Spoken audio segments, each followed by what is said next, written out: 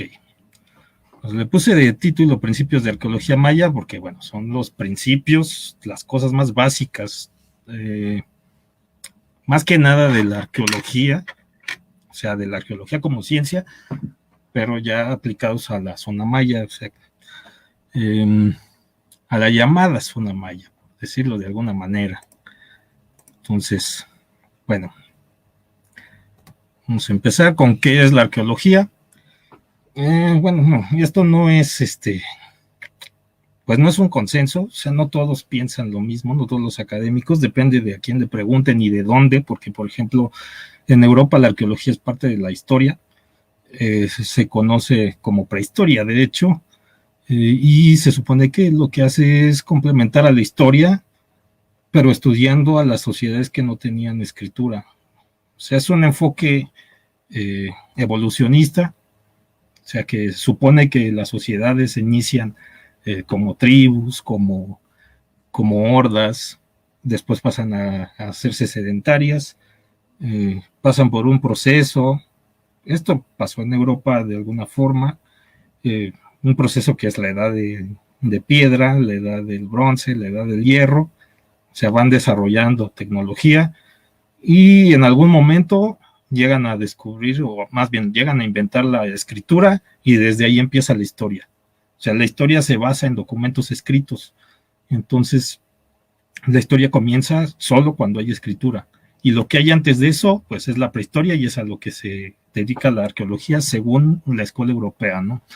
Y según esto, pues es parte de la historia, y la historia, pues no la consideran ciencia, la consideran como una humanidad.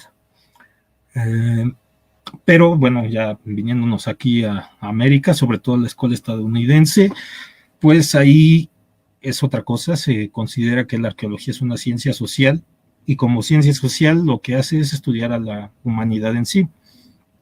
Entonces, pues su objeto de estudio somos nosotros, ¿no? Somos todos. No importa si es del pasado o es del presente, porque puede estudiar a cualquiera, y es una rama de la antropología. Lo único que en este caso le haría diferente es que es un método de estudio, o sea, y el objeto de estudio, que son los objetos. Aquí podemos ver a este famoso pseudoarqueólogo, que es Indiana Jones, con el objeto, ¿no? Este es un ídolo, supuestamente, ¿no? Pues a partir de estos objetos, que son los que dejamos cuando hacemos alguna actividad, es de los que saca la información de la arqueología, tanto en el enfoque europeo como en el americano, ¿no? En el que va hacia la historia, y como en el que va en torno a la antropología. Entonces, lo que nosotros dejamos cuando hacemos alguna actividad, pues normalmente son objetos. Puede ser una gran ciudad, un montón de edificios, puede ser una figurilla, puede ser, no sé, los libros que tenemos, cualquier cosa. Y de hecho, la arqueología es la ciencia, por decirlo así, de la basura, porque una cosa se convierte en objeto arqueológico en cuanto es desechada, o en cuanto el lugar donde se encuentra es abandonado. O sea, por eso la arqueología puede estudiar cualquier momento en el tiempo, incluso la actualidad, porque incluso hay arqueólogos que han hecho proyectos estudiando la basura, y es algo muy interesante porque, bueno, un sociólogo, un comunicólogo puede hacer una encuesta para ver lo que la gente compra, lo que le gusta comer o cosas así, y pues la gente puede decir una cosa, pero el arqueólogo puede ir a ver su basura, literalmente hurgar en la basura, y entonces ver si es cierto que ahí se encuentra lo que la gente dijo, ¿no? Entonces, pues son puntos de vista complementarios, y pues realmente lo que estudian es lo mismo, ¿no? Cuáles son las actividades humanas, de qué forma lo hacen. Y bueno, hay muchos enfoques en esto. No voy a ahondar en eso porque es una cuestión muy complicada. O sea, hay muchos tipos de arqueología, hay muchos tipos de ciencia social. Yo estoy más de acuerdo con este punto de vista, y de hecho es el que yo estudio, porque en la UNAM es el punto de vista que reina. En la ENA es un poco más, ¿cómo decirlo? Más holista, no, una palabra más sencilla, como más, están más mezcladas las teorías, o sea, ahí como que toman elementos de varias escuelas. Y bueno, dependiendo de los profesores, a veces te enseñan más tendiendo hacia un lado que hacia los demás, ¿no? Bueno, pero yo creo que las dos cosas son buenas. Una, tener de todo, y otra, pues, centrarse en una cosa, porque si no te pierdes. Entonces, pues, estos tipos de arqueologías que les digo, pues se centran en más como el tema que más estudian, por ejemplo, el famoso marxismo, que en la arqueología también existe, es la arqueología marxista, que se centra sobre todo en la economía, o sea, dice que la economía es la actividad primordial que tiene el ser humano, porque pues uno necesita comer, entonces, y para eso pues está la economía es parte de eso, porque es la obtención de recursos, parte de la economía. Yo no soy economista, así que no me quiero meter en problemas, así que, bueno, la obtención de estos recursos que sirven para las necesidades de todo tipo, pues incluyen la economía, ¿no? Y el marxismo está muy centrado en eso. Hay arqueología simbólica, que es más, como su nombre lo dice, se va más a los símbolos. Por ejemplo, analizar una figurilla y ver qué elementos tienen y tratar de descubrir sus significados, y así, ¿no? Hay un montón. Pero ya eso es como para alguien que quiera especializarse más y meterse a cosas más específicas, ¿no? Pero bueno, dije que la arqueología es una ciencia, pero ¿qué es la ciencia? O sea, la ciencia es un tipo de conocimiento, una forma de obtener conocimiento, no es la única. Otras formas son las formas tradicionales, por ejemplo, las leyendas, la experiencia propia también te da conocimiento, y no necesariamente es conocimiento científico, aunque a veces se usa para eso. Y bueno, no, la ciencia no necesariamente, o más bien no es en sí la mejor manera de conocimiento, sino es una manera más. Entonces, veo que ya pusieron varios comentarios, ahorita voy a ver eso.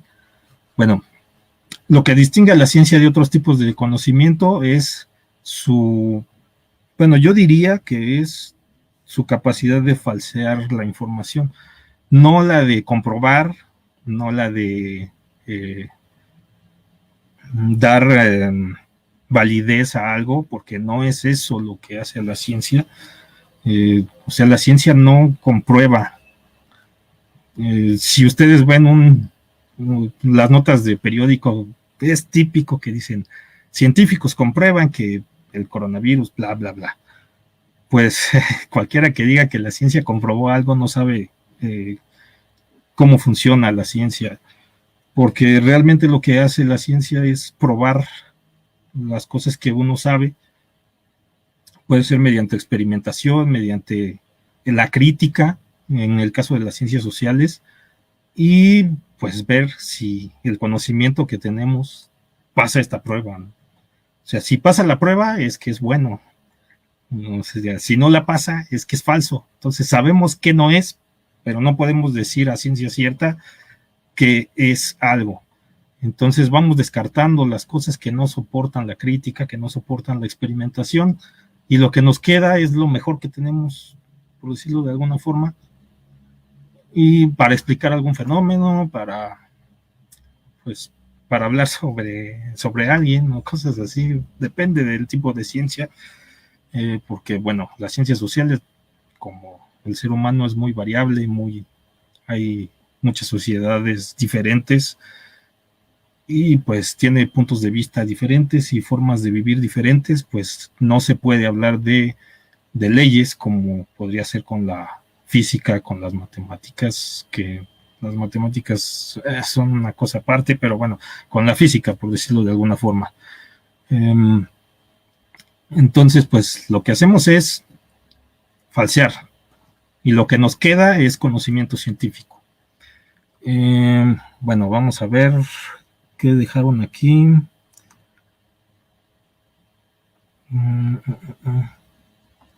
Bueno, Juan Flores Bengoa me pregunta que cuando llegas a un sitio, ¿cómo lo abordas?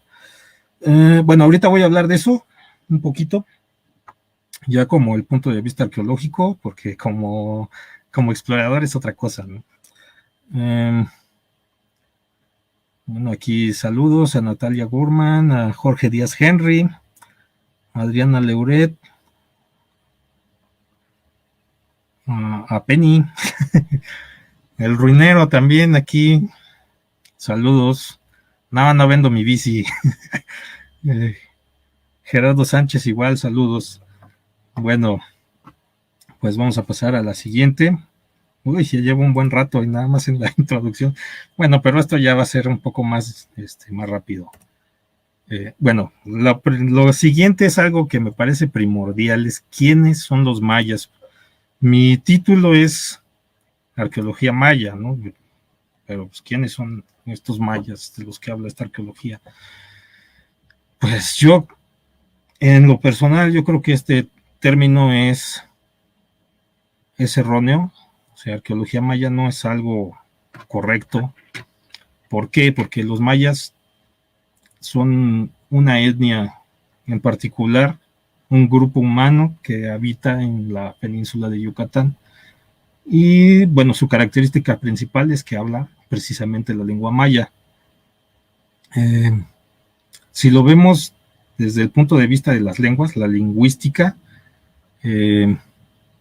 pues nosotros así en la vida cotidiana podemos decir que la zona maya es Yucatán, Guatemala, Chiapas, todo eso, pero pues realmente la mayoría de ese territorio no habla lengua maya, habla lenguas mayenses. ¿Qué quiere decir esto? Bueno, hay muchas lenguas que se emparentan entre sí, algo así como el italiano, el español, el portugués, que son muy parecidas, y eso es porque son lenguas romances, o sea, vienen del latín y pues tienen un origen común, ¿no? Salieron del latín y se mezclaron con otras lenguas que habían en España, en Italia, en la zona de Portugal, y así hay un montón, y pues fueron variando. Entonces, en el tiempo las lenguas van variando, geográficamente, de un lugar a otro, uno no habla igual. Por ejemplo, los de Monterrey no hablan igual que yo, en Yucatán no hablan igual que yo, entonces, en algún momento podría ser que en esas regiones el español cambie lo suficiente como para que yo ya no pueda entenderles y entonces se vuelva una lengua diferente. Aunque, bueno, es muy complicado esto porque depende de cómo se estudian las lenguas. Puede ser que una lengua se entienda con otra, por ejemplo, el español con el portugués se entiende pues en gran medida, ¿no? Pero no son iguales, tienen reglas diferentes. Lo mismo pasa aquí. O sea, hay un montón de lenguas que en algún momento salieron de una que le llaman los lingüistas protomaya, que no es más que la lengua más antigua que se habló en la región o en alguna otra región y que llegó, y que pues por cuestiones de que la gente se fue a vivir a diferentes lugares, inventaron palabras nuevas, vieron cosas nuevas que no habían visto antes y les pusieron nombres, entonces se van variando. Entonces hay un montón de lenguas mayas. La única lengua que se llama realmente maya es la de Yucatán, y esto de maya viene de mayaf, que significa el lugar donde hay poca gente o lugar de la gente escogida, que es típico. Casi siempre las sociedades se llaman a sí mismas como la gente escogida, los únicos, los mejores, etcétera, ¿no? Eso es algo que pasa en todos lados. Entonces, esta lengua maya no es más que una de las tantas ramificaciones que tuvo la lengua protomaya. Entonces, aquí en la presentación, pues les puse un diagrama que presentó, que está en el libro de Sylvanus Morley de los mayas, y pues ahí pueden ver la parte de la derecha, aparecen un montón de lenguas. Todas estas son lenguas emparentadas de la familia maya, pero no son mayas. Entonces, si lo vemos desde la parte lingüística, pues no, toda la región no es maya. Y podemos ver que la zona es la que les decía, Chiapas, Tabasco, la península de Yucatán, Belice, Guatemala, un poquito de El Salvador, un poquito de Honduras. Y bueno, ahí nos falta una, la huasteca, que es la lengua más alejada de esta familia, y está pues en la zona de Veracruz, San Luis Potosí, Puebla.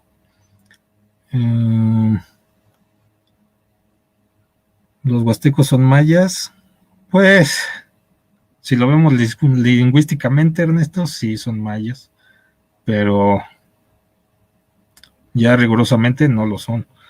Bueno, Berska dice que si vas a Brasil y no sabes lo básico de portugués, no entiendes. Bueno, yo he escuchado muchas entrevistas de futbolistas portugueses y sí les entiendo lo que están diciendo. O sea, no las palabras en sí, pero se entiende más o menos de qué están hablando, ¿no? Hay un cierto nivel de comprensión, pero no es total. O sea, eso quiere decir que no son la misma lengua. Y bueno, esto es desde el enfoque de las lenguas. Ahora, si nos vamos a algo más de recursos naturales, del entorno, tenemos del lado derecho, que bueno, es una división medio vieja que hicieron de un área al sur, que es la meridional, el área central, y un área septentrional, que es el área norte, que bueno, en lo que se basan es que en el área norte se supone que son planicies, que es una zona muy, muy plana, donde hay solo de piedra caliza, no hay ríos, eso dicen, es lo que dice la literatura.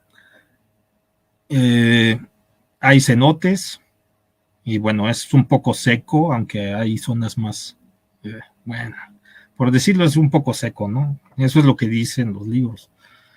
En el área central, pues se supone que es el área más húmeda, donde hay selvas, está la selva Lacandona, por ejemplo, hay un montón de ríos, está el río Sumacinta, que es caudaloso, pero bastante, el río Motagua, todos los ríos que cruzan Belice, que aquí no aparecen, pero son un montón, la zona de Tabasco, que es pantanosa, y así, ¿no? Y el área sur, pues es un área volcánica, donde hay más montañas, y pues está ya la pequeña planicie del Pacífico, hay un montón de manglar, y bueno, se supone que esto es así, pero pues quienes hemos conocido el área, pues podemos ver que la península de Yucatán, que la ponen como si fuera una región completa, pues en el norte hay zonas, por ejemplo en Mérida, donde es más seco, la zona del PUC no es plana, hay un montón de colinas, no son muy altas, pero no es plana.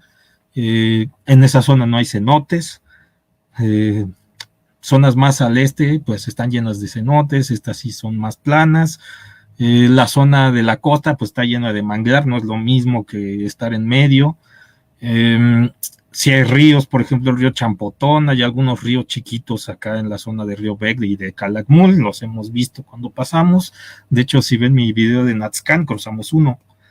Y bueno, toda esta zona que ya colinda con el área central, pues es una selva muy diferente a la del norte.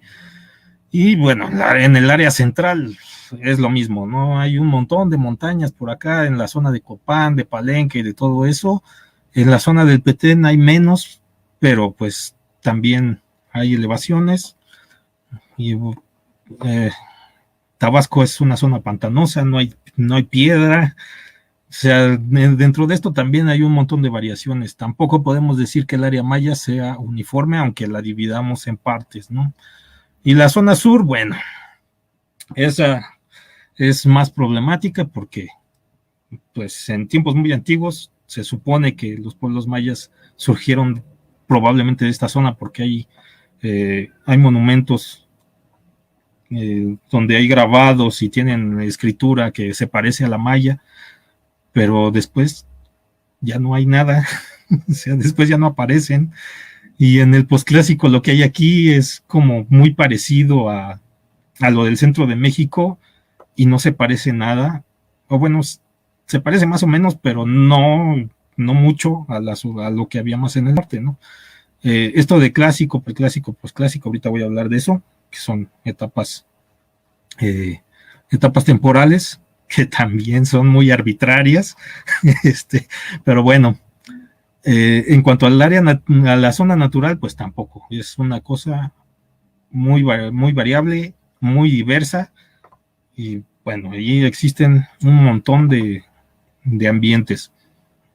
Otro enfoque es ya mediante la arquitectura, el arte, por decirlo de alguna forma, porque no sabemos si para ellos la arquitectura era arte o la escultura era arte. O sea, el arte es una cosa que trajeron los españoles, el concepto de arte, lo que nosotros sentimos que es arte, que nos produce sentimientos al verlo, por ejemplo, o al escucharlo, a través de los sentidos más bien, o sea, como la pintura, la escultura, la música, ya sabemos todo eso.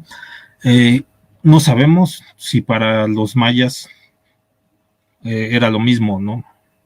O tenían otras intenciones con lo que hacían. Pero bueno, en cuanto a la arquitectura, pues tenemos un montón de regiones que separan. Por ejemplo, los chenes, donde hay los edificios, bueno, lo típico es que hay edificios que tienen carátulas donde hay monstruos modelados en estuco. El PUC, que son edificios que tenían mosaicos de piedra y, bueno, generalmente eran pequeños, aunque lugares como Uxmal se salen de la norma. Río B, que es una cosa rara, donde habían incluso templos simulados, que eran unas torres que no se podían subir, o se supone que no se podían subir, y arriba tienen unos templos que no se puede entrar, solo es como la fachada. El Petén, que bueno, son Tikal, es lo típico para explicar la arqueología del Petén, que son grandes estructuras gigantescas que fueron hechas para impresionar. El Usumacinta, el que es su ejemplo es Palenque, es más modesto, pero tiene como decoraciones más ricas. En la zona del Motagua, donde está Copán, que esa, como que la arquitectura es un poco más modesta, pero la escultura es bellísima. O sea, es una escultura en piedra que supera en calidad a las demás. Pero bueno, esto también es una generalización. Hay excepciones, hay cosas que no cuadran, aparte de que estas ciudades no todas eran contemporáneas, a veces hay unas que presentan unas características, pero son de un tiempo y son diferentes a las que hubo en otro tiempo, entonces no necesariamente se puede delimitar un área donde aparecen características de la arquitectura o del arte, la escultura, porque hay que tomar en cuenta también el tiempo. Entonces, pues todas estas cosas las hacemos porque tenemos una mentalidad que viene de nuestra cultura, por decirlo de alguna forma. Nosotros vivimos en un mundo donde los países tienen fronteras, entonces nuestra cabeza ya está predeterminada para buscar límites. Entonces lo que hacemos es marcar límites, aunque los límites, las fronteras siempre son arbitrarias. A veces hay ríos, montañas que son los que delimitan algo, que de un lado hay un ambiente, de otro, pero aún así no existe una barrera. A veces sí existe, pero bueno, no existe una barrera per se, o sea, una barrera física más que la que nosotros inventamos. Entonces, por eso todas estas clasificaciones son arbitrarias, son inventadas. O sea, no necesariamente existen, se pueden proponer otras, pero pues a lo largo del tiempo todo esto ya está pues muy ocupado y nosotros nos negamos a dejar de lado lo que ya nos sirvió. Es muy difícil cambiar de forma de pensar. Entonces, pues así funciona la ciencia también. Se les llama paradigmas, que son formas de pensar que van pasando a lo largo del tiempo. Siempre llega un momento en el que ya no se pueden explicar las cosas a partir de lo que nosotros pensábamos y llega alguien y lo cambia, o sea, encuentra una forma mejor y ahí cambia el paradigma, pero entonces se vuelve a adaptar otro, es como la moda. Y yo creo que eso es inevitable. ¿Qué tan rápido se cambian estas modas? Pues es variable, pero siempre pasa. Bueno, y ya en cuanto a tiempo, esto también es arbitrario. Es lo mismo de delimitar el tiempo, poner fronteras, ¿no? Entonces, esta es una línea, hay algunas variaciones en los periodos, pero bueno, lo que normalmente se usa en la arqueología maya es preclásico, clásico, posclásico, época colonial. Debería de agregarse también la época contemporánea y antes del preclásico, pues la arcaica, por así decirlo, ¿no? O sea, la época anterior, porque los seres humanos llegaron antes. Se supone que en el preclásico es cuando ya se vuelven sedentarios y luego empiezan a construir ciudades. En el clásico es cuando ya están las ciudades y ya tienen una organización más parecida a la de nosotros. Hay que recordar que esto lo hicieron a partir de modelos europeos, donde el preclásico es antes de Grecia, después el clásico es la época grecorromana, Grecia-Roma, que es donde se forjan pues las características que tenemos ahora, surge el derecho, la república, cosas así, ¿no?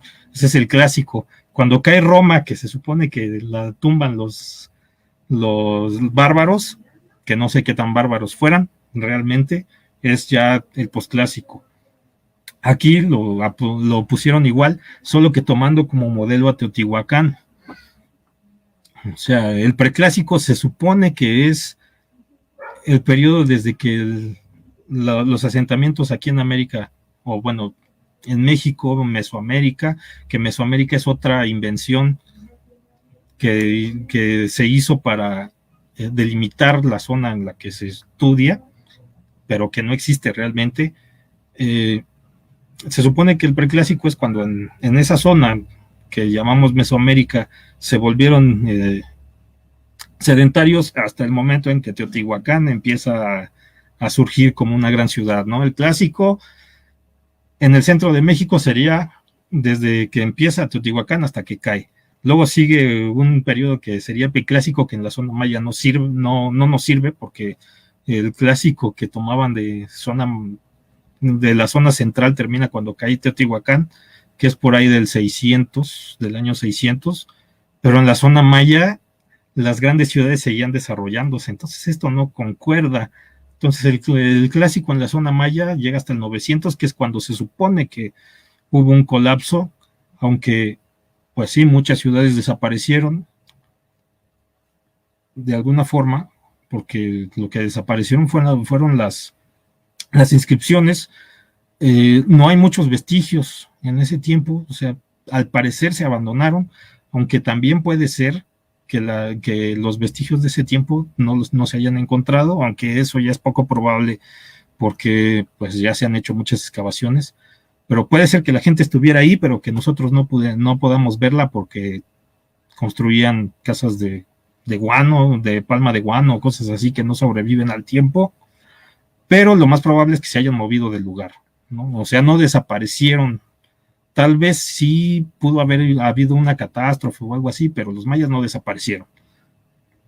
Entonces se movieron a otros lugares, por ejemplo a las costas, y en ese momento es ya el posclásico. La época colonial es así,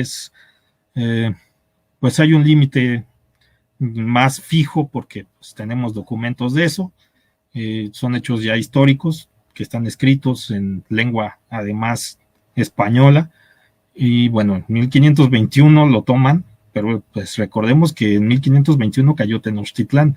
La zona maya todavía resistió bastante, hasta 1697 cayó la última ciudad maya independiente, que fue Tayasal, allí en Guatemala. Y pues la época colonial también tiene un límite que, bueno, también depende de quién lo diga, porque pues pueden decir que es 1810 cuando Miguel Hidalgo inició un movimiento que ni siquiera quería buscar la independencia, pero bueno, lo pueden tomar ahí, o en 1821, que es cuando se firma la independencia de México, o podría tomarse después cuando lo reconocen la comunidad internacional, ¿no? Entonces, pues, como les estoy poniendo estos ejemplos para ver que todos estos límites son, no son cosas que existan en sí, sino que nosotros tomamos por conveniencia o porque no tenemos otras. Entonces, bueno, vamos a hablar un poco de la historia de la arqueología en la zona maya. Esto va a ser muy breve porque ya hemos hablado del inicio de esto con Eduardo hace algunos meses. Y bueno, pues solo voy a mencionar a grandes rasgos que en la época colonial ya se tenía alguna curiosidad de qué pasaba aquí antes de que ellos llegaran, ¿no? Entonces, pues la gente estudiosa eran clérigos. Entonces, normalmente en esa época los que investigaban sobre el pasado de la tierra en la que estaban eran los religiosos, y en la zona maya el más importante de ellos pues es Fray Diego de Landa, que es una figura controversial. Y bueno, Fernando Oliveros, que estaba aquí, no sé si todavía siga, escribió un artículo sobre él y me dice que no hable mal de él porque él ha sabido cosas, pero bueno, no he leído su artículo porque no se ha podido descargar, espero que se pueda descargar pronto, pero bueno, entonces les voy a hablar de lo que sé, que es controversial, porque él estuvo a cargo del acto de fe de Maní, que lo que hizo fue juntar los códices, juntar cosas indígenas idólatras para la religión católica y quemarlas, ¿no? Pero también él recopiló un montón de datos sobre los antiguos habitantes de Yucatán, y incluso realizó un alfabeto que sirvió después para poder comprender la escritura maya. El siguiente que tengo aquí es John Lloyd Stephens, que aunque no es el primero que recurrió a sus sitios mayas, sí fue el que tuvo más impacto. O sea, él publicó sus libros y en el extranjero se empezó a conocer. Aquí en México, pues no, las condiciones eran muy malas, siempre había guerra. Y sí habían interesados, sí habían protoarqueólogos, pero pues ellos no tenían difusión. Entonces, pues tenían que venir los extranjeros y pues ellos eran los que se interesaban y los que hacían la mayoría de las investigaciones, que en ese tiempo se enfocaban más en buscar objetos, en resguardarlos en museos, llevarlos con coleccionistas que los auspiciaban, tomar fotografías más tarde con Theo Vermaelen, que está aquí junto, y bueno, buscar los edificios, las grandes ciudades, ¿no? El siguiente que está aquí, pues es Theo Vermaelen, porque pues él es muy importante por lo menos para la arqueología del norte de la península de Yucatán, aunque también hizo trabajos en la zona de los Umacinta, en Tikal, también estuvo en el Petén, pero la mayoría de su trabajo es en la zona del PUC, que es entre Campeche y Yucatán. Y bueno, lo que hacía era tomar fotografías, unas fotografías bellísimas que ya les hemos mostrado en otras veces. No voy a ahondar en este tema porque ya hemos hablado de él. Y bueno, tampoco soy el más letrado en esto. Ya pasando a algo más formal, pues ahorita les voy a hablar, pero primero voy a ver si hay alguna pregunta.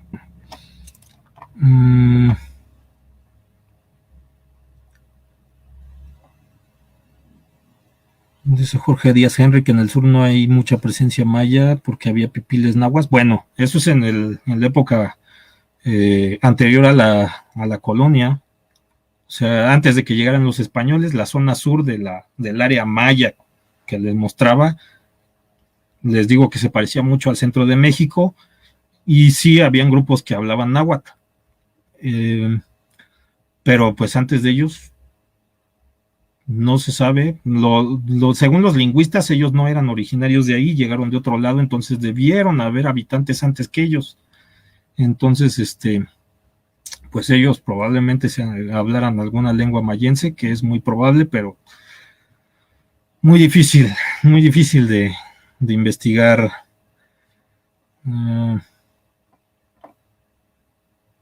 Juan Flores Bengoa dice que conteste su pregunta. ¿Cuál pregunta?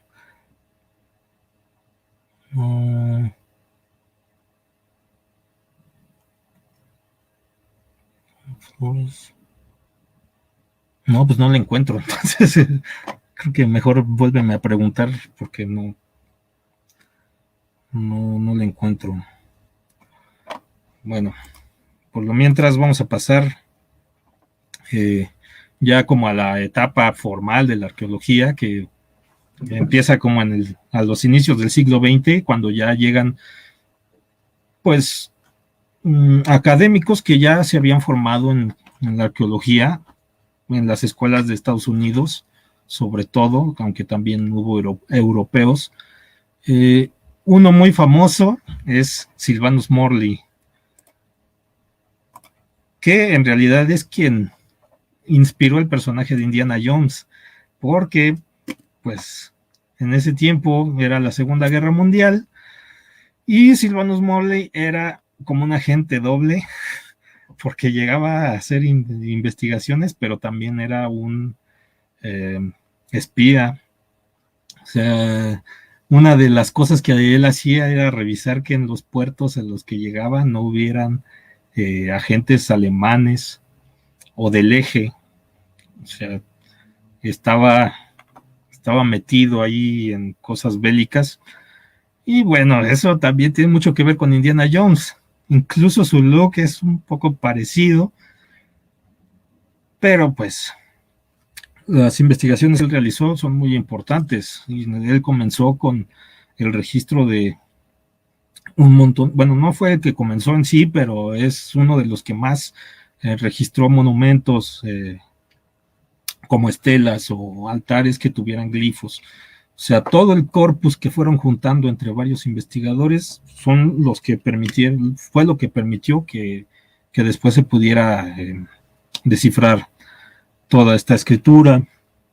Otro que a mí me agrada mucho es Eric Thompson. Él también hizo una compilación de glifos, que es esta imagen que puse aquí, la chiquita, y bueno, esa es parte de su trabajo. Y bueno, él también hacía difusión, escribió libros muy interesantes y tenía una forma de escribir que a mí me encanta, muy amena, muy sencilla. Y bueno, al final les voy a mostrar un poco de los libros en los que me basé esto, y ahí tengo uno de él. Entonces, por mencionar a dos de los primeros arqueólogos formales que trabajaron en esta zona. Y bueno, ya saliendo de las personas que trabajaron y de todo eso, vamos a hablar un poquito de los tipos de arqueología que se hacen y cómo se aplican en esta zona. La primera, bueno, esto está basado en un texto que es de Colin Renfrew, que clasifica la arqueología en 3 ramas. O sea, tiene más, pero en sí se pueden clasificar en 3. La primera es la arqueología descriptiva. Bueno, estos son nombres que yo le puse, no los nombra él igual, pero bueno, yo diría que es la arqueología descriptiva porque es una arqueología que no explica. O sea, lo que hace es encuentras algo y describes qué es lo que encontraste, ¿no? Y un ejemplo en la zona maya muy notable es la zona Puc, que en la zona Puc, que es esta de aquí, no existen muchas inscripciones glíficas, entonces pues es difícil estudiar su historia, pero sí existen un montón de edificios. O sea, lo que abunda ahí son edificios. y los edificios tienen características en común, y mediante las teorías de la historia del arte, por decirlo de alguna manera, se dedica a identificar las modas que hay en el arte. O sea, si tomamos la arquitectura maya como un arte, habían también modas, o sea, formas de construir, formas de decorar, formas de usar también, que tal vez esas no tanto las podemos ver con la arqueología, porque lo que encontramos son ruinas y ya no podemos saber muy fácilmente qué es lo que se hacía ahí. Entonces, se buscan características que en sí son descriptivas. O sea, en las descripciones buscas, por ejemplo, que el edificio tiene mosaicos de piedra que forman mascarones, ¿no? Entonces ves que hay muchos edificios que tienen mascarones, pero los mascarones pueden ser diferentes. Entonces puedes formar una secuencia de cómo era de cómo piensas que era un mascarón en un principio y cómo se fue difundiendo la idea de construir esos mascarones, y en cada lugar le iban cambiando un poquito, ¿no? Entonces, por ejemplo, uno tenía un ojo grande, pues en el otro se lo ponían más chiquito, ¿no? Las piedras del mosaico eran muy burdas y después mejoraron su técnica y se hicieron más finas, ¿no? Entonces así vas haciendo secuencias. La historia del arte sirve para hacer secuencias, sirve para saber qué fue primero, qué fue después, aunque no sepas cuándo fue exactamente, pero si puedes situar dónde en una secuencia, en qué parte está, ¿no? Y esto sirve no nada más aquí con la arquitectura, también sirve con la cerámica, que eso es muy útil para la arqueología. Si encuentras una pieza de cerámica, ves sus características y puedes ir determinando qué cosas eran más antiguas que otras, aunque no sepas de qué fecha determinada eran. Ya cuando haces excavación, que es otra área de la arqueología, las cosas que están más enterradas normalmente son las más antiguas. Entonces ahí puedes encontrar esas cosas. Por ejemplo, lo de la cerámica, puedes encontrar la que tú consideraste más antigua en la parte más baja y comprobar de alguna manera que era más antigua que lo que viste al principio. Bueno, que lo que tú consideras que era más nuevo y que aparece en capas más arriba. Entonces, estas dos cosas se pueden complementar, y antes de que existieran las técnicas de fechación, que son para ver exactamente en qué momento se hizo algo, por ejemplo el carbono 14, que de eso no voy a hablar ahorita porque es muy complejo para lo que estoy ahorita, para el tema que tengo, pero bueno, antes de que se pudiera saber las fechas en sí, la historia del arte con sus teorías de las modas, combinada con la excavación, podía darte pues la secuencia de un sitio, o sea, qué pasó primero, qué pasó después. Con la arquitectura no es tan fácil, porque pues un edificio difícilmente vas a encontrar otros completos abajo. Normalmente los destruían en parte y luego los cubrían, o a veces no tienen etapas anteriores. Cuando sí hay etapas anteriores y están bien conservados, pues te sirve para lo mismo, pero no siempre pasa, y sobre todo en la zona PUC, que no hay muchas excavaciones. Entonces, bueno, esta arqueología en lo que se basa es descripción, y pues no va mucho más allá. O sea, es simplemente fijarse en lo que ves a simple vista, ¿no? Y pues ejemplos de esto, les digo que es en la zona del PUC. Hay trabajos de Paul Gendrop, de Harry Pollock, de Stefan Merck, que son de este tipo. Y por ahí me faltaron, bueno, no les voy a mencionar a todos, pero hay varios. La siguiente es la arqueología procesual, que esto sí lo llama así Renfrew, que yo digo que, para decirlo de forma más fácil, es una arqueología explicativa. La arqueología explicativa lo que hace es buscar, como su nombre lo dice, explicar qué es lo que pasaba en los lugares donde encuentras los vestigios. Y esto se basa en muchas cosas. O sea, puede ser por teorías como el marxismo. O sea, el marxismo tiene teorías de por qué la gente hace lo que hace, y pues la arqueología marxista toma esas teorías, busca vestigios que podrían indicar que eso pasó en el pasado, y a partir de ello explica lo que hacía la gente en el pasado. Otra puede ser por el paisaje, o sea, podemos ver una ciudad, de qué forma se modificó el paisaje. Por ejemplo, Monte Albán, que no está en el área, pero es un ejemplo muy fácil. Está una ciudad en un cerro y el cerro se aplanó. O sea, ahí ves que para construir su ciudad, pues se aplanaron. ¿Para qué? Ahí entran teorías también que son diferentes a la marxista, pero bueno, normalmente son teorías antropológicas, porque pues son muy compatibles con la arqueología, y pues así se busca tener más información, o sea, no nada más ver lo que tienes a simple vista, sino ir más allá. Eso es lo que la ciencia busca y lo que se busca actualmente. Hay una tercera clasificación, que es la arqueología postprocesual, que igual que yo concuerdo con Renfrew que no es realmente una cosa diferente a la arqueología procesual. O sea, también busca explicar, aunque ellos no le llamen explicar, lo que buscan ellos es interpretar. O sea, su punto de vista es diferente, aunque en sí esencialmente es más o menos lo mismo. La diferencia es que los que intentan explicar creen que, por ejemplo, nosotros vemos a una comunidad indígena, y si tenemos comunicación con ellos y compartimos la vida con ellos, o sea, por ejemplo, vamos al lugar, vivimos con alguien del lugar por un tiempo o algo así,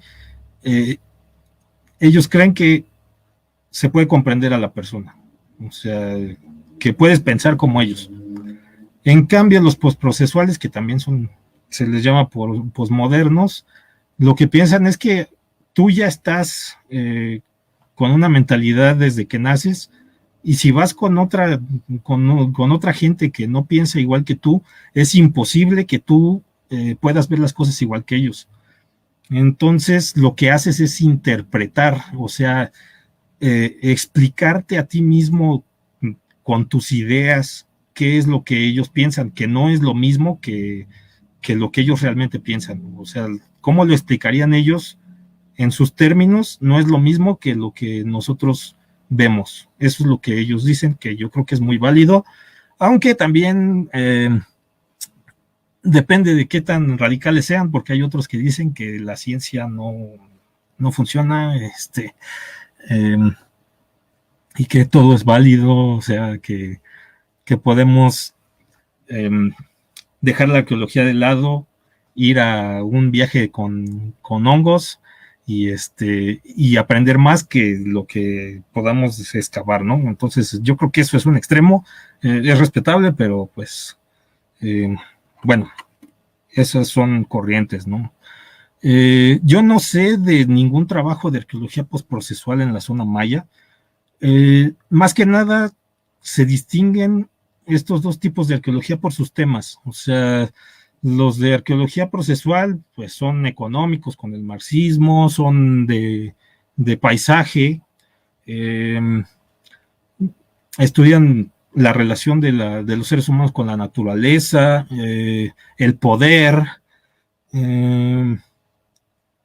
los territorios, como este de acá, y cosas así, ¿no? Muy, muy, muy concretas, ¿no? Ya la otra, que es pues procesual, se va más al simbolismo, o sea, cosas más mentales, pero también a temas que son más contemporáneos, como por ejemplo los estudios de género y el feminismo. Actualmente este tipo de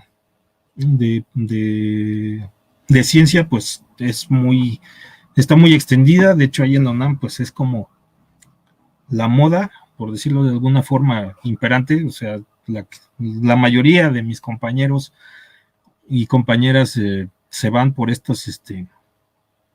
por estas corrientes, y pues Actualmente yo no conozco de estudios de este tipo acá, pero seguramente los hay. Arqueológicos no sé, antropológicos sí hay, pero en un futuro seguro van a haber muchos. Entonces, un futuro cercano realmente. Entonces, bueno, como todavía no conozco ninguno, pues les hablo un poco de los otros que son los procesuales. Por ejemplo, el que está llevando a cabo Liendo Estuardo en Palenque, que es lo que están viendo, pues son un montón de asentamientos, que esto se llama patrón de asentamiento, que es realmente nada más ver dónde se asentaba la gente, qué características tenían esos lugares, compararlo con el área natural, o sea, tomar en cuenta un montón de factores para tratar de entender por qué la gente vivía ahí y cómo vivía. Otros más antiguos son como tratar de identificar qué ciudades mayas eran independientes entre sí, qué relaciones tenían y cosas así, aunque bueno, esto está muy influenciado por la situación actual, que tenemos un montón de países, tienen fronteras fijas y gobiernos muy definidos, pero en esa época pues no sabemos. Bueno, antes de seguir, vamos a ver si hay preguntas, porque me habían dicho, que cuando llegas a un sitio desde el punto de vista arqueológico, ¿cómo lo abordas y qué distingues? Bueno,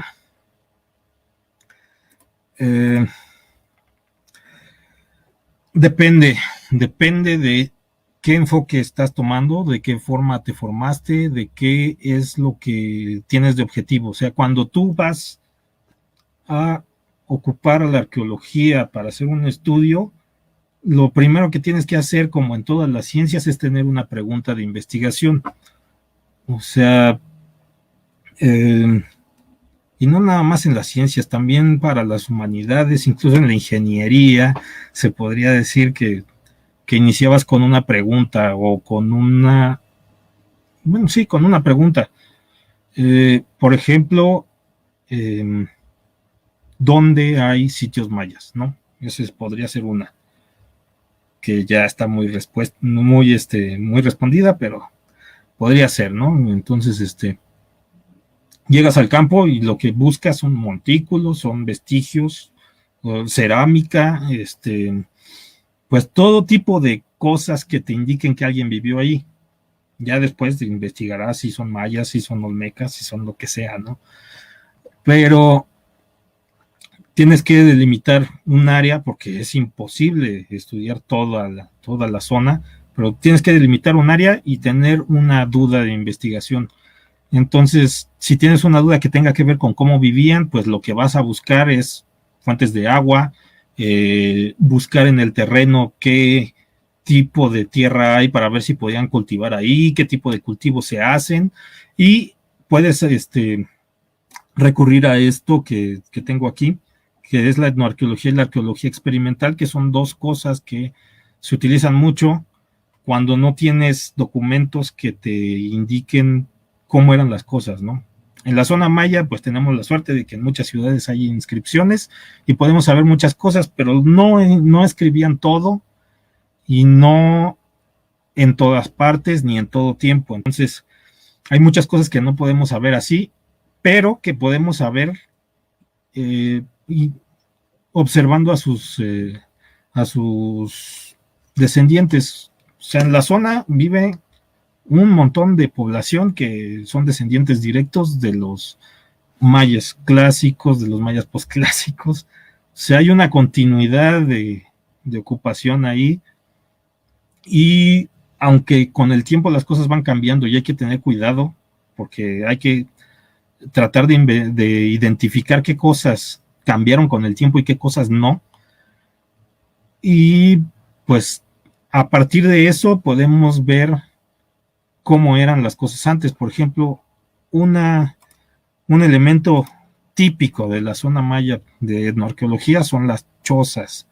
Estas chozas hechas con bajareque, que son ramas con lodo, y que están cubiertas con palma de guano, son muy parecidas a las que se han encontrado en contextos arqueológicos, o sea, a las antiguas que excavando las encuentras.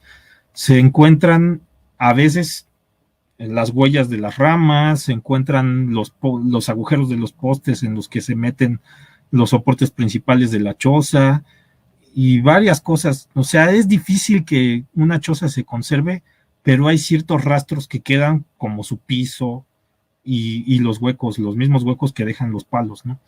Entonces, viendo esas características y empleando la arqueología experimental, que es recrear cosas del pasado en el presente, o sea, uno podría construir su choza y luego destruirla y ver que quedan los mismos vestigios que encontramos en la zona arqueológica, ¿no? Entonces, hay que tener bien definido lo que se va a investigar y emplear las herramientas que tengas a la mano, que pueden ser herramientas tecnológicas como el famoso LiDAR, que ya hablamos de él en un en vivo hace ya varios meses, el recorrido de superficie, que es una parte importante de la arqueología maya, que es ir y caminar, buscar vestigios, la excavación, etcétera, ¿no? Todas las herramientas se pueden utilizar. Bueno, la excavación en México no, porque eso está normado, o sea, se necesita ser arqueólogo de profesión y que te autoricen el Consejo de Arqueología para que puedas ir a excavar. Pero, pues, sin excavar puedes hacer un montón de trabajo, ocupando otras técnicas que no son invasivas y que no destruyen nada, ¿no? Porque la excavación, realmente hay que ser muy cautos. La excavación es lo primero que uno piensa cuando piensa en arqueólogos, ¿no? Pero la excavación lo que hace es destruir lo que encuentras.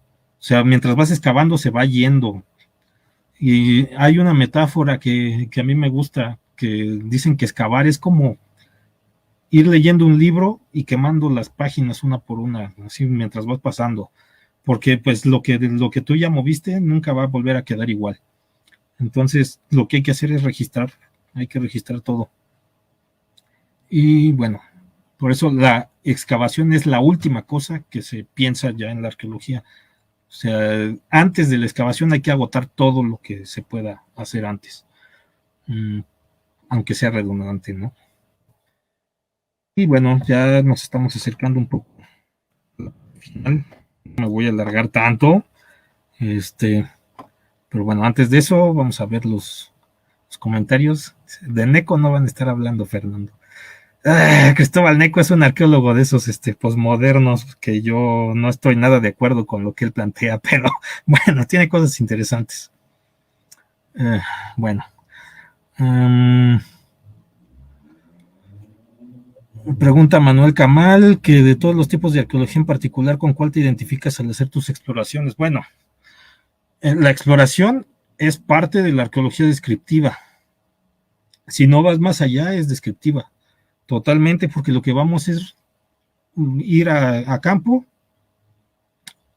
buscas, no excavamos, no sacamos materiales, lo que hacemos es fotografiar, tomar video, pero pues realmente yo no voy más allá. A veces tenemos algunos datos que explican pues qué se hacía en el sitio, si ya ha habido trabajos previos. Eso sería un poco más explicativo, pero pues nosotros no lo estamos haciendo, lo hicieron alguien más. Entonces, lo que estamos haciendo de todos modos es describir. La exploración yo creo que es totalmente descriptiva. Ya meterse a la explicativa ya implica hacer trabajo más teórico, leer un montón de teorías y tratar de aplicarlas, ¿no? Puede ser que te equivoques y que después llegue alguien y descarte lo que tú hiciste, pero el valor que tiene el tratar de explicar, pues es realmente tratar de explicar. O sea, es no quedarse nada más con la simple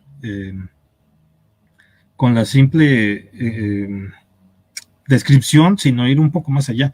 O sea, tal vez nuestras explicaciones no sean las mejores, pero si siguen habiendo trabajos en el mismo lugar, se van refinando porque vamos descartando cosas que no sirven o que en algún momento sirvieron, pero que después ya no, y pues se va haciendo perfectible. O sea, nunca va a ser perfecta porque la arqueología es imposible que encuentres todo porque ya se perdieron cosas, hay cosas que no sobreviven en el tiempo, pero pues se hace lo mejor que se puede, ¿no?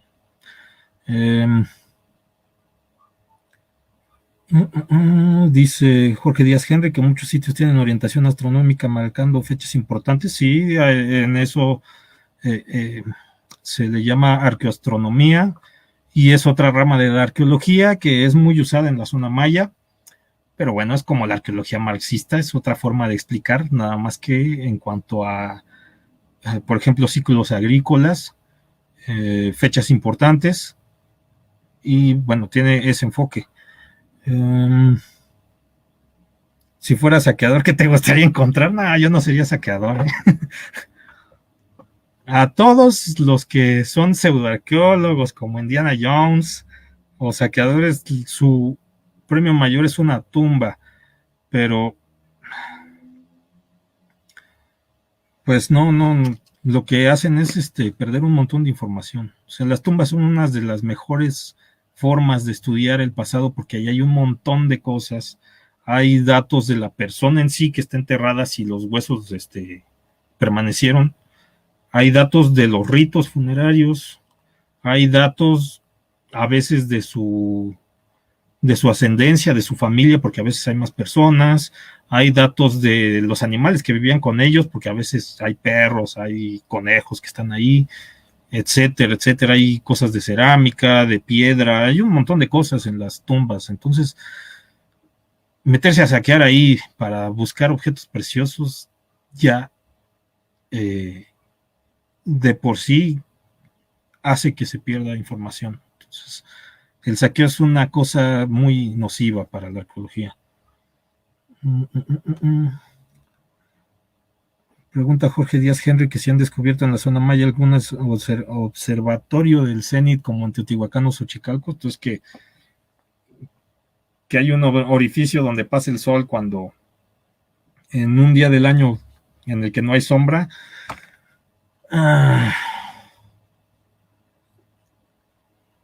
No lo sé.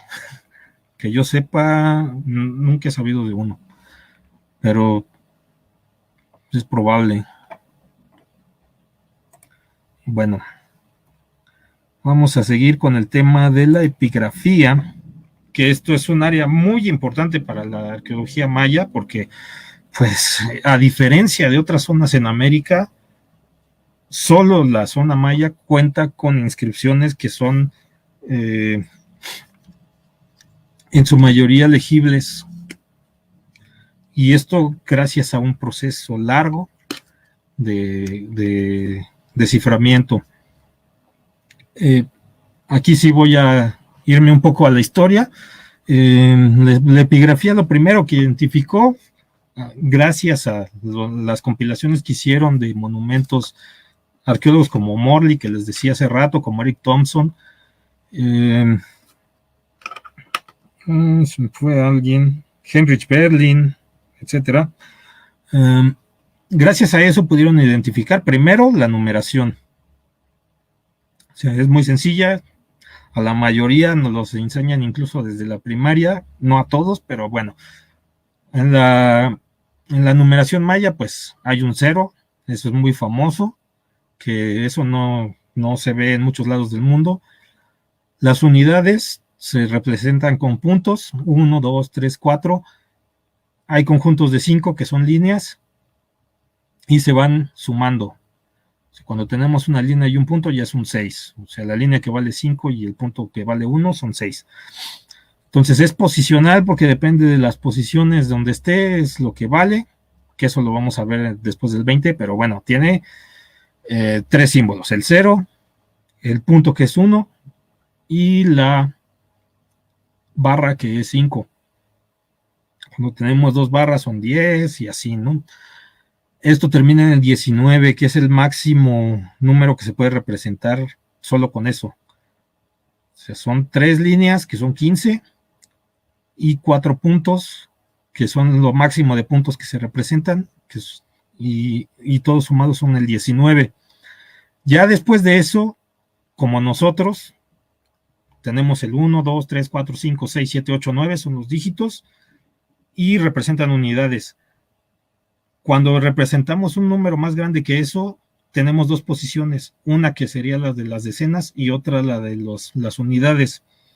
En los mayas no son decenas, son veintenas, igual que en la mayoría de las sociedades de América, su numeración era vigesimal. ¿Por qué vigesimal? Porque tenemos 20 dedos, 10 en las manos, 10 en los pies. En Europa y en muchos lugares era decimal por los dedos de las manos nada más, ¿no? Entonces, el 20, pues tenemos una veintena que se representa en una posición más arriba y 0 unidades que sumarle a esa veintena. Entonces tenemos 2 posiciones como si fueran son las veintenas y las unidades abajo. El 21 pues sería una veintena y una unidad abajo y así. O sea, así se puede ir hasta el infinito. Igual que nosotros. Después de eso, bueno, esto se identificó desde el siglo XIX. Ya después, a inicios del 20, un poco más cerca, se identificaron las fechas calendáricas. O sea, que los mayas representaban un día con este glifo, 20 días, que es un mes maya, con este otro, un año con este glifo, 20 años, que es un catún, que son 7,200 días, con este otro glifo, y 400 años, que son 20 por 20, con este otro, y hay más. Aparte, hay glifos de días, que son todos los días del mes. Esto fue lo segundo que se pudo identificar, y en combinación con los números, pues se pueden saber fechas. Ahorita no me voy a meter en eso, pero pues podemos saber las fechas de las estelas, de todos los grabados que tienen estos símbolos. Después vino Heinrich Berlin y descubrió los glifos emblema, que lo que son pues un conjunto de dibujos, por decirlo de alguna forma, que es lo que se pueden traducir ya actualmente como señor divino de algún lugar. Esta parte de arriba quiere decir Ahau, que es señor o gobernante. Esta parte de un lado quiere decir Kuhul o Kul, que es divino. Y la parte central, que es el nombre del territorio, bueno, depende de quién lo interprete, puede ser de un territorio, puede ser de una ciudad o de una dinastía. No todos tienen este formato, hay algunos que se leen diferente, pero pues lo que indican es lo mismo, es como el emblema de un gobernante. Y pues tradicionalmente siempre muestran estos, ¿no? Que son los del área central del Petén en Guatemala, un poco hacia Palenque, hasta Calakmul y no más. O sea, solo esa área, en el norte nada.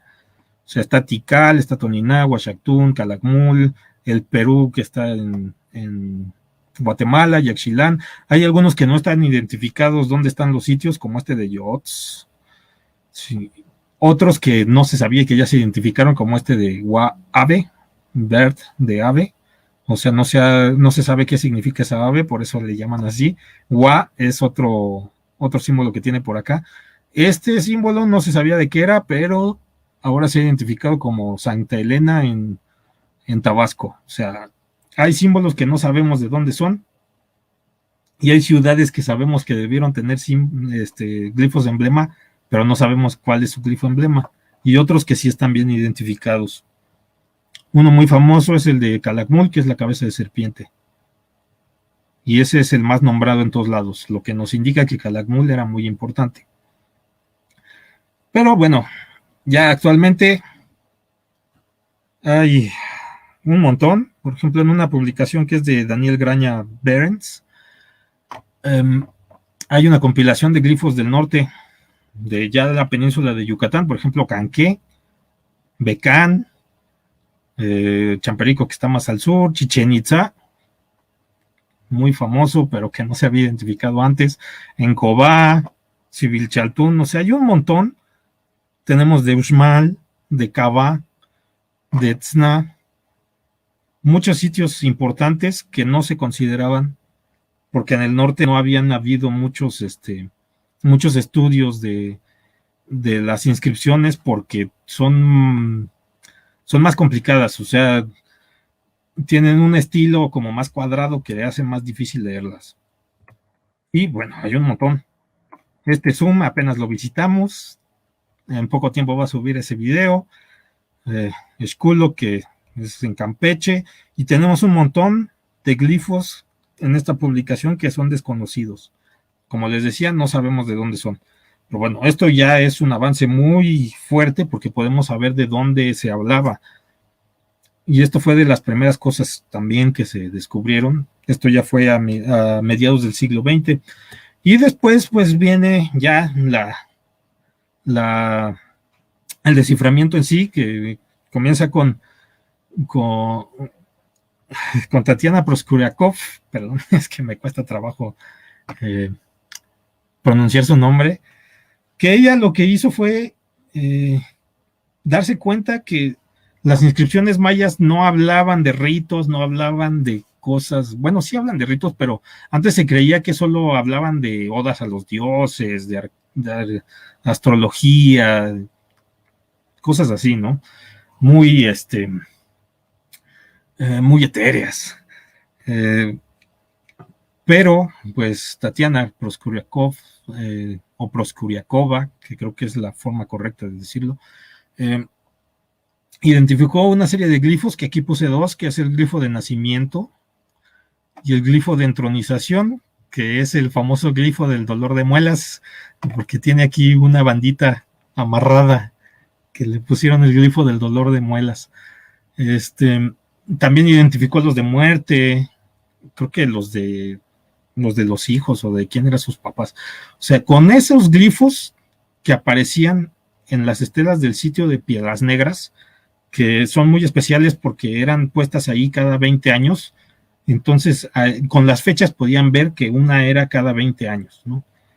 Después ella se puso a revisar los glifos y vio que habían unos que aparecían muchas veces y estaban relacionados a glifos emblema, que eran, los glifos emblema siempre aparecen después del nombre de un gobernante. Entonces, un glifo emblema casi siempre es hablar de un gobernante, y aparecía uno de estos glifos de que nació y una fecha, lo entronizaron y una fecha, murió y una fecha. Entonces ahí se dio cuenta que las inscripciones eran históricas. Esto ya es un salto enorme, que es uno de los dos más importantes para la comprensión de estos textos. El otro es el de Yuri Norosov, este señor que siempre salía en las fotos como enojado, pero creo que es porque tenía unas grandes cejas. Pero era un genio este hombre. Él participó en la Segunda Guerra Mundial, y según el libro de Breaking the Maya Code de Michael D. Coe, la historia es que él llegó a Berlín cuando se acabó la Segunda Guerra Mundial, y se encontró en una de las bibliotecas, no me acuerdo cuál es, bueno, se encontró en una biblioteca una edición muy rara de los 3 códices mayas, que estaba ahí, y otros dicen que también se encontró una edición de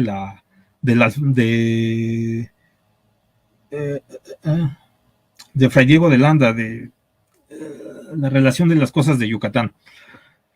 Entonces, con estos dos textos, él se puso a revisar el alfabeto de Landa y los glifos que aparecían en los códices mayas, y pudo identificar varios.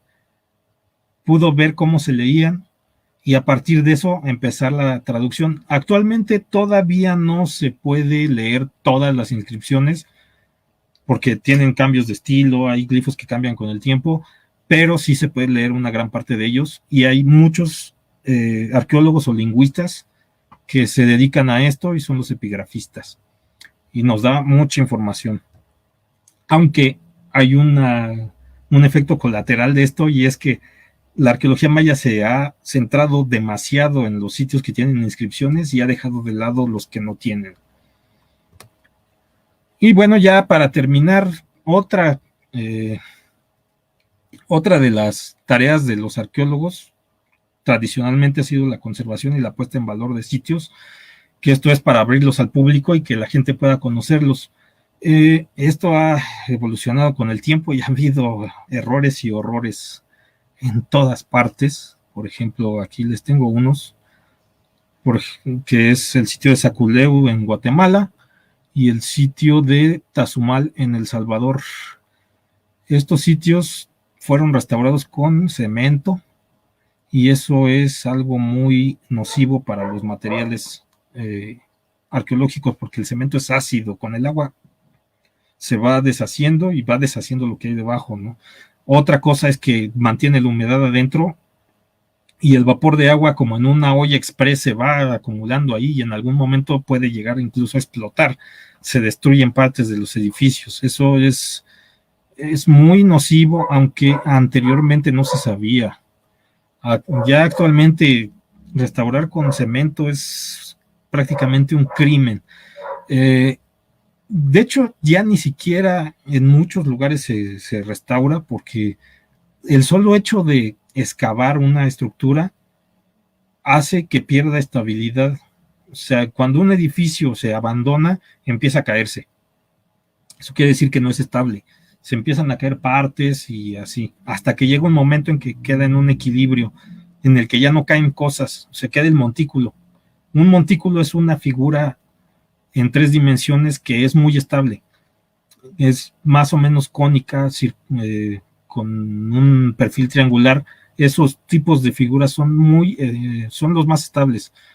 O sea, se necesita mucho movimiento, mucho peso para que eso se derrumbe.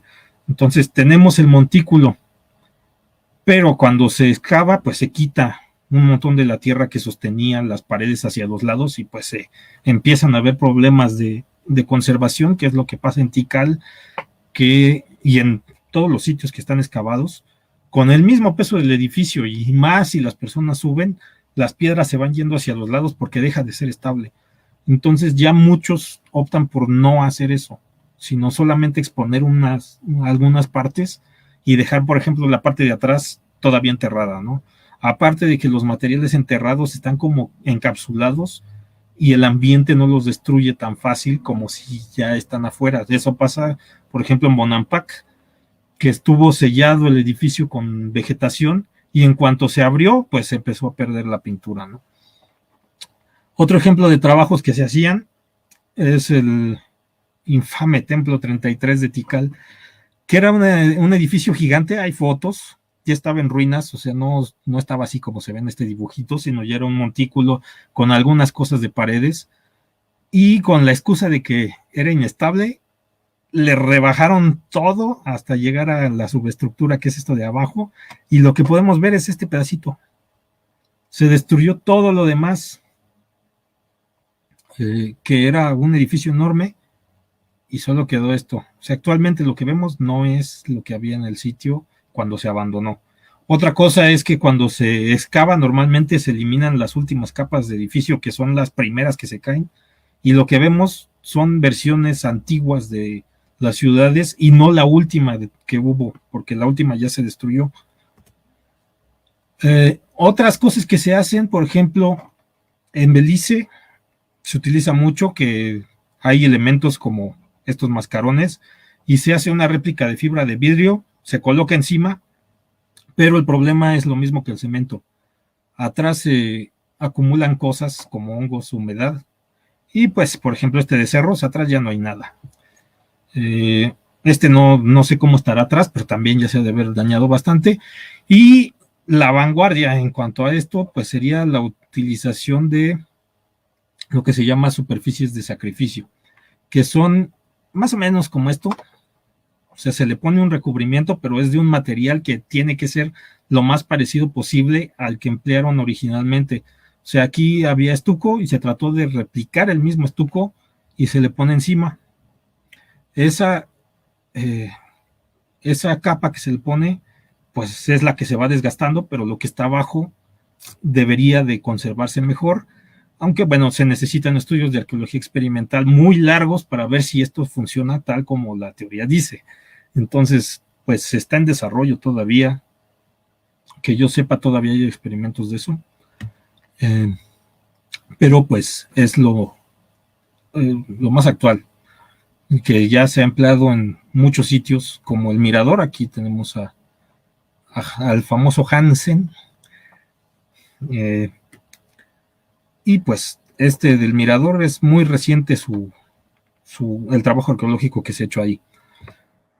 Y bueno, el último tipo de arqueología, que es el más común ahora y que suena mucho, es la arqueología de salvamento y rescate. Por ejemplo, en el Tren Maya hemos visto ya varias noticias de que encontraron vestigios y que están excavando. Pues lo que se hace es que, bueno, no, aquí en la zona maya y en la zona del centro de México y en todo está lleno de vestigios arqueológicos. No se puede conservar todo, es imposible. O sea, si conserváramos todo lo que hay, no podríamos construir casas, no podríamos construir hospitales, carreteras, nada. O sea, prácticamente en el lugar donde vayas hay vestigios. Entonces, lo que se hace es valorar qué tan valiosos sean esos vestigios, que puede ser una concentración de cerámica, puede ser un edificio. Si el arqueólogo de salvamento considera que el sitio no es tan importante como para detener una obra, lo que se hace es tratar de recuperar lo más que se pueda y hacer un estudio de eso, ¿no? Evitar que se pierda todo, o sea, rescatar lo que se pueda. La diferencia entre salvamento y rescate es realmente que el salvamento se hace con un plan, o sea, como el Tren Maya, se sabe que se va a construir y se hace un plan para construir. El rescate es que ya se está haciendo y de repente encuentras algo y tienes que ir a rescatarlo, porque si no se pierde, ¿no? No siempre ocurre, hay muchos problemas con esto, pero bueno, el INAH actualmente lo más que hace, la actividad más recurrente que hace son este tipo de proyectos. Ya no hay grandes proyectos de exploración, de excavación. La mayoría son por construcciones modernas que van a destruir un área. Y eso que dicen, por ejemplo, de López Obrador diciendo que los vestigios no se van a afectar, eso no es cierto, es imposible. Más bien, se supone que lo que hacen es tratar de rescatar la información, que no se pierda la información, no el sitio en sí. Pero, bueno, eso ya es tema de otra cosa. Yo creo que la arqueología de salvamento del Tren Maya es sumamente deficiente. Y ya para cerrar, antes de ver si hay preguntas, les pongo de ejemplo algunos descubrimientos que cambiaron el rumbo de la arqueología maya, que uno fue el descubrimiento de las pinturas de Bonampak. Bueno, estos son como ejemplos de lo que me preguntaban de qué me gustaría descubrir, pues algo como esto, ¿no? Que cambie la forma de ver las cosas. Uno son los murales de Bonampak, que los descubrió en sí un lacandón que se llamaba Carranza Ayum. Lo que estaba haciendo era cazar un venado y se encontró con el edificio y vio las pinturas. Se encontraba ahí porque el norteamericano Giles Healy había ido a investigar el sitio, que ya había sido reportado antes por Carlos Frey, por John Bourne y por José Pepe Chambord, su guía lacandón. Un poco tiempo antes lo acababan de reportar, pero pues no habían visto las pinturas. Y pues cuando las encontraron fue un boom. Todo el mundo hablaba de eso en el mundo de la arqueología, por lo menos la americana. Y pues en lo que cambiaron fue que antes de esto se creía que los mayas eran una sociedad pacífica, que todavía lo siguen diciendo, aunque eso ya tenga más de medio siglo.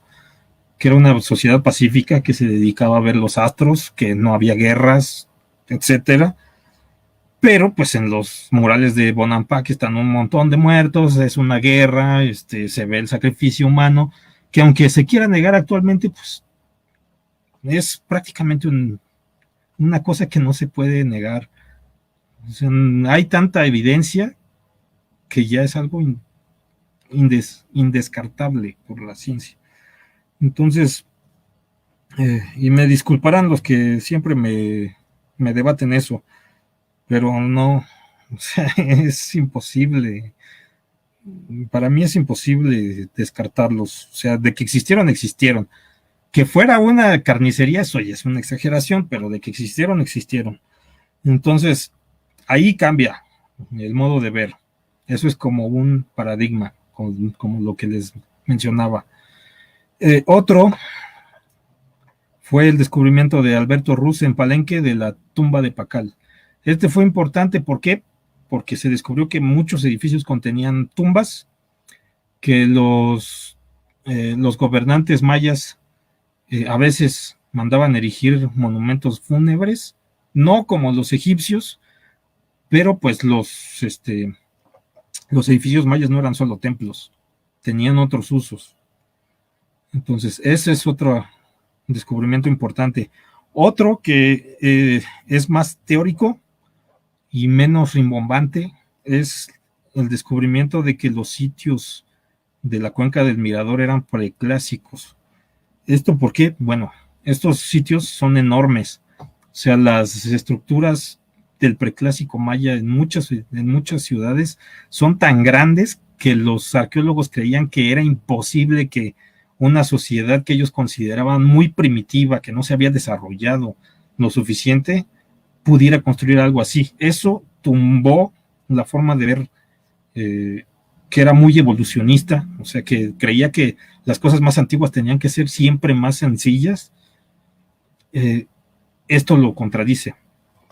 Entonces, quien lo sugirió fue Ian Graham, uno de los grandes estudiosos de las inscripciones, a partir de la cerámica y de algunos estilos arquitectónicos que había ahí en el Mirador, y pues no le creyeron en un principio, pero ahora sabemos que son preclásicos, son anteriores a Teotihuacán. Eso tumba también las formas de organizar el tiempo, aunque todavía se sigue usando lo de preclásico, clásico, posclásico, pero pues esto no concuerda.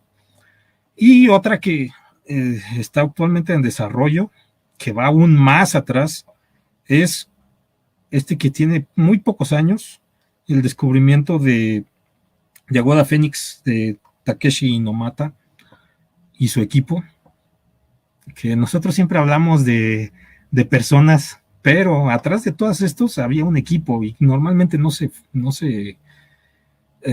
menciona. Había guías, había ayudantes, había otros arqueólogos que le ayudaban, había estudiantes, y en la ciencia siempre se omite eso, ¿no?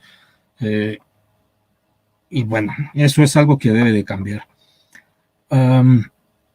Les decía de esto de Aguada Fénix, pues lo que hicieron fue que el INEGI, esto lo saqué de una conferencia que me dieron en una clase.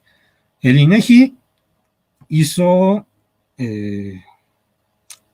capturas de LiDAR. O sea, el LiDAR, si quieren saber qué es, vayan un poco atrás en mis videos en vivo, y hay uno con mi amigo ingeniero Jorge Pérez, en el que hablamos de tecnologías nuevas para la arqueología, y ahí hablamos de él. Entonces hicieron un recorrido de LiDAR, y el equipo de Takeshi Inomata lo tomó y empezaron a buscar estructuras mayas, ¿no? Descubrieron un montón de sitios en la zona de Tenosique, de Balancán, ahí en Tabasco, y encontraron un patrón, ¿no? Un patrón de edificios que después vieron que era preclásico. O sea, ese patrón se repetía en muchos sitios. Había uno en particular que se llama El Tiradero, que está muy cerca de Balancán, y estaban estudiando ahí cuando de repente vieron el límite de una estructura grande, que era este pedacito de abajo. Y pues se fueron a ver los datos y vieron que había una estructura gigantesca ahí. Y entonces hicieron otro recorrido con LiDAR con más resolución, que es el que les muestro aquí, y resultó que era la estructura más grande que se haya hecho en toda el área. Es una plataforma gigantesca que si tú vas ni siquiera puedes darte cuenta que es una estructura porque parece un cerro de tan grande que es. O sea, es larguísima. Tiene unas rampas de acceso en los extremos y no es tan alta. Entonces se confunde con el relieve natural. Pero cuando lo ves con el LiDAR se ve claro que tiene delimitaciones y ya con los pozos que se hacen de excavación para ver qué hay, pues se comprobó que era hecho por el hombre. Bueno, más bien, es incorrecto también decir que fue hecho por el hombre. ¿Qué tal si fueron mujeres? Eso también es una cosa que tenemos muy arraigada, más bien. Lo hizo la gente. Entonces, esta estructura resultó ser tan antigua como la venta, incluso podría ser más antigua, y pues nos dice que en el área que nosotros denominamos Maya había ciudades muy grandes contemporáneas a los olmecas, que son la cultura que se consideraba madre y que se consideraba la más antigua. Entonces ahí vemos que no solo en el área maya, sino en otras, hay sociedades que ya estaban construyendo ciudades al mismo tiempo o antes. Entonces, eso es otra cosa que cambia la forma de ver. Y pues aquí se termina la presentación. Me eché un buen rato, casi 2 horas, pero bueno, creo que no es tan malo. Normalmente los académicos o los estudiantes, cuando hacemos una presentación, al final ponemos la bibliografía, pero yo se las voy a enseñar físicamente de en qué me basé para hacer todo esto.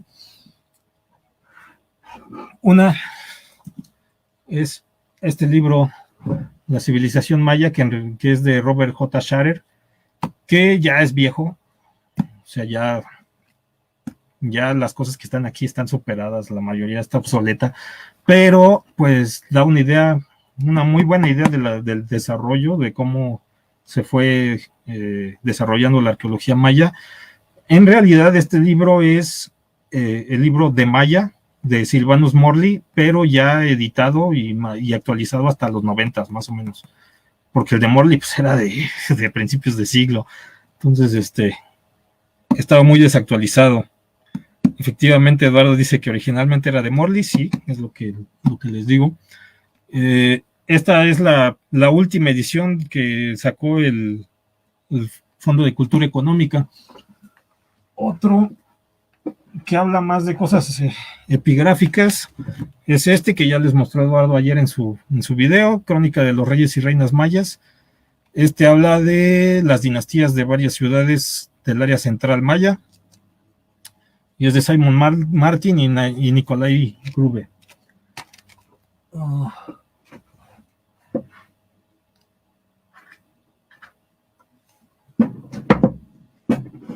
Otro que nos da una idea de cómo se fue descifrando la escritura maya es Una selva de reyes.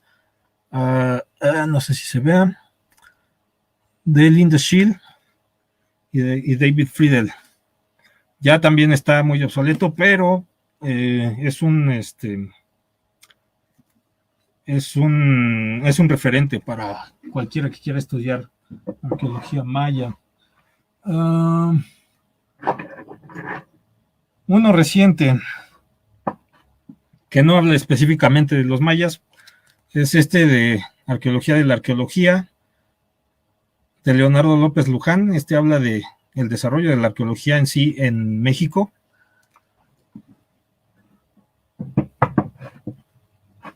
Uno más teórico, que es el que les mencionaba, de Colin Renfrew, Arqueología, Teorías, Métodos y Práctica, que es en es como una biblia de todo lo que hace la arqueología. Si quieren tener pues una idea más de la disciplina, este es muy bueno. Fernando dice que es medio aburrido, pero está muy bueno.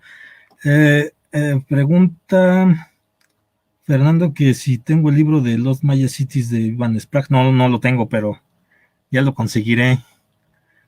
A ver, ¿cuál otro?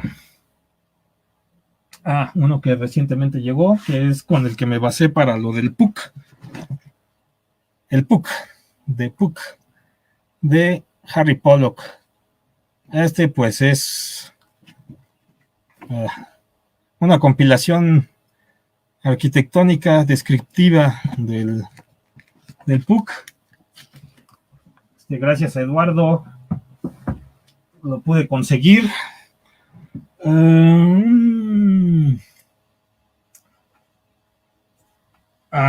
Que les decía de Eric Thompson, Arqueología Maya. Hay varios de Eric Thompson sobre religión y otras cosas, pero en particular a mí me gusta, es muy ameno. Y bueno, hay un montón de cosas como los estudios de cultura maya del Instituto de Investigaciones, ese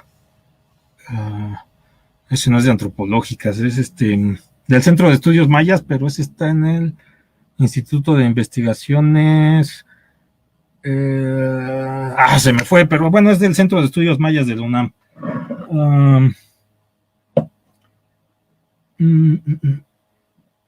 ¿Cuáles más? Bueno, todos los libros de exploración también sirven para darnos una idea. La revista de Arqueología Mexicana. ¿Cuál otro? Uno que no es tan académico, que a mí me agradó mucho, es Introducción a la Arqueología de Jaime Lipa King. Es un libro bellísimo.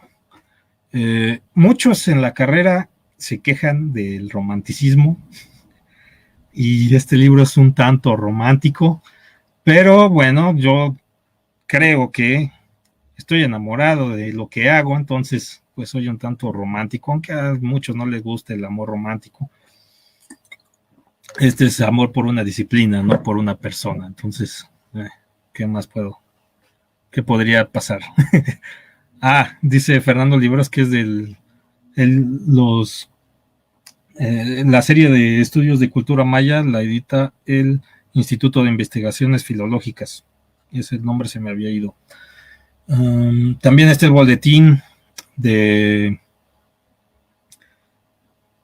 Instituto de Antropología e Historia, que tiene muchos trabajos técnicos, y pues no hay mucho más. En internet hay muchos artículos, pero por desgracia la gran mayoría de la arqueología que se hace en México se queda en el archivo técnico del INAH, que actualmente está cerrado y que no creo que cualquiera pueda tener acceso. Entonces, pues las publicaciones que hay en el Fondo de Cultura Económica son las más accesibles, por ejemplo. Y bueno, pues ya casi llego a 2 horas hablando. Yo creí que iba a ser menos, pero pues como ven, a mí me apasiona todo esto, aunque sea medio seco y luego no se note, pero bueno, pues esto es solo un resumen, porque ya hablar a fondo de arqueología podría llevar un montón de sesiones de horas. Espero que haya sido algo ameno, porque normalmente cuando uno va a congresos científicos son un poco aburridos, pero eso es algo que hay que mejorar. Entonces, vamos a ver si hay alguna otra pregunta.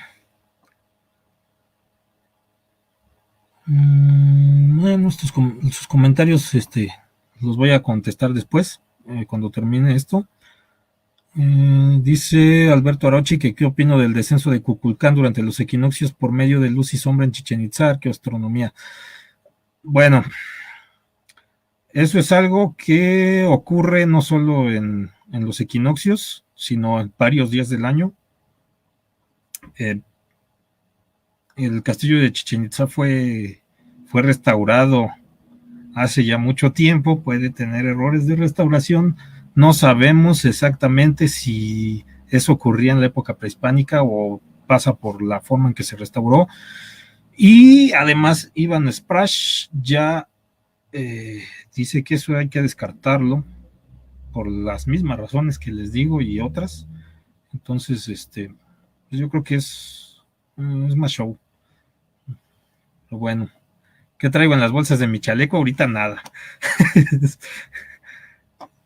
Sé que toallas, no son toallas, son velcro. Me faltan los 4 acuerdos. Nah, ya no, yo no leo eso. No, el New Age y todo eso no es lo mío.